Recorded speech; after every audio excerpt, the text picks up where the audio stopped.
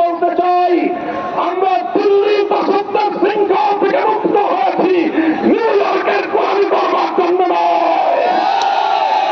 যদি বাংলাদেশকে ওয়াশিংটনের দাস পরিণত করবার কোন পায়তারা করা হয়, আর যদি হিউম্যানিটারিয়ান করিডরের নামে আমার বাংলাদেশের বুকের উপর দিয়ে যদি বাংলাদেশের সার্বভৌমত্ব স্বাধীনতা হরণ করবার জন্য আমার স্বাধীন জনপদে 1 ইঞ্চি মাটি কেড়ে নেওয়ার জন্য যদি এই অপতৎপরতা চালানো হয়, চলমান এই অপতৎপরতা যদি বন্ধ না করা হয়, তবে আমি সারা দেশের দেশপ্রেমিক জনতাকে উদ্যত আহ্বান জানাবো, যুদ্ধের প্রস্তুতি নাও, দেশের জন্য যুদ্ধের প্রস্তুতি নাও।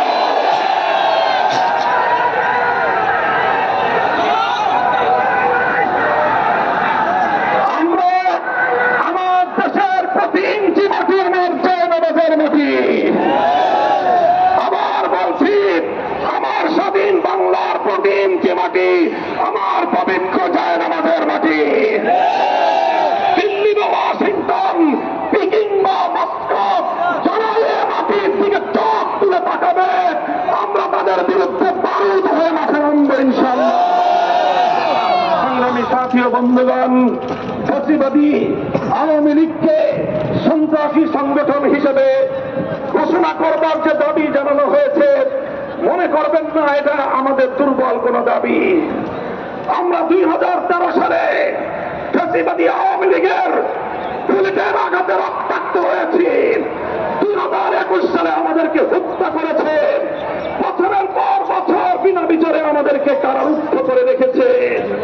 সেই সন্ত্রাসী সংগঠন আওয়ামী লীগকে আবার বাংলাদেশের রাজনীতিতে যদি পুনর্বাসন করবার কোন দুঃস্বপ্ন কেউ দেখেন, তাহলে আমরা পরিষ্কার ভাষায় বলে দেই, তার সঙ্গে আমরা আওয়ামী লীগের চেয়ে ভিন্ন কোনো আচরণ করব না।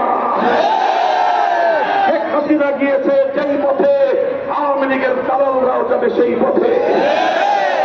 কোন রাজনৈতিক দল অথবা সরকারের মধ্যে ঘাপটি মেরে বসে থাকা ফ্যাসিবাদের কোন দশক যদি বাংলার রাজনীতিতে এই ফ্যাসিবাদী শক্তিকে পুনর্বাসিত করবার প্রয়ত্ন চালায়, তাদের সঙ্গে আমরা লড়াই করব, লড়াই করব ইনশাআল্লাহ। জাতীয় বন্ধুগণ, সর্বশেষ আমাদের কথা হবে শাপলার শহীদ যারা শাহাদাত বরণ করেছেন, ইনশাআল্লাহ হেফাজতে ইসলাম বাংলাদেশ প্রতিটি শহীদ পরিবারের পাশে দাঁড়িয়েছেন। শাপলার সকল শহীদদের পরিচয়গুলো যতটুকু সম্ভব ফ্যাসিবাদী আমলে অধিকাংশ বীর শহীদদের লাশ গুম করা হয়েছে, লাওয়ারিস হিসেবে তাদেরকে দাফন করা হয়েছে। সরকারের তৎকালীন গোয়েন্দা সংস্থার কাছে যদি তার কোন তথ্য থেকে থাকে, আমি বর্তমান সরকারের কাছে দাবি জানাবো, আমার শাপলা চত্বরের বেওয়ারিশ হিসেবে দাফন হওয়া প্রতিটি লাশ, গুম হওয়া প্রতিটি শহীদের তথ্য উদ্ঘাটন করতে হবে, জাতির কাছে প্রকাশ করতে হবে। এর বাইরে গোটা বাংলাদেশে যতজন বীর শহীদান রয়েছেন, প্রত্যেক শহীদের পরিবারের সঙ্গে যোগাযোগ করে আমাদের সর্বশেষ ভেরিফিকেশন এবং যাচাইয়ের কাজ চলছে। ইনশাআল্লাহ আমরা শাপলার রক্তে রঞ্জিত এই মে মাসের মধ্যে হেফাজতে ইসলামের পক্ষ থেকে আমাদের ভেরিফাইড সেই সকল বীর জাতীয় শহীদদের পরিচয় এবং তাদের গৌরবগত ইতিহাস জাতির সামনে আমরা তুলে ধরবো ইনশাআল্লাহ।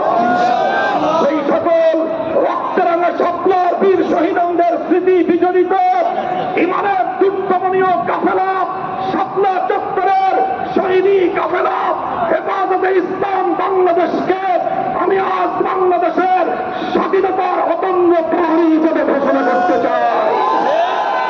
আমরা বলতে চাই, বাংলাদেশের ইসলাম এবং স্বাধীনতা এক সূত্রে গাথা। বাংলাদেশের ইসলাম এবং স্বাধীনতা এক সূত্রে গাথা।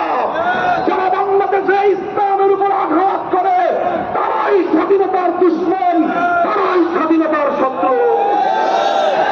আগামী দিনে দেশ এবং ইসলাম স্বাধীনতার এই শত্রুদেরকে যেখানেই পাওয়া যাবে সেখানেই